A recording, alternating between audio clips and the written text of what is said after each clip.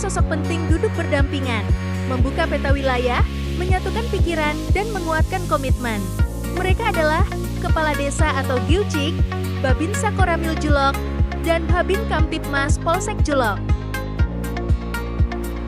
3 unsur, 1 tujuan.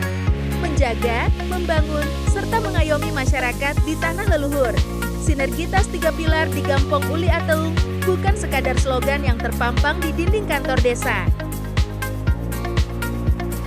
Ketika muncul persoalan sosial, mereka hadir sebagai juru damai. Melalui Rousam Gampong dan musyawarah adat, setiap persoalan diselesaikan dengan kebersamaan.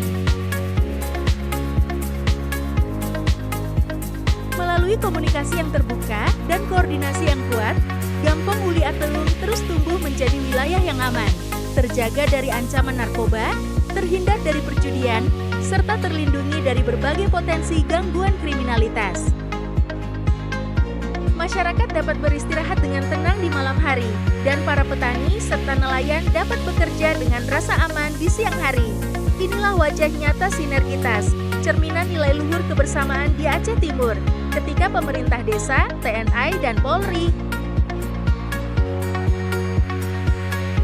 berjalan dalam satu frekuensi pengabdian, maka kedamaian bukan lagi sekadar harapan, tetapi menjadi kenyataan yang dirasakan oleh setiap jiwa.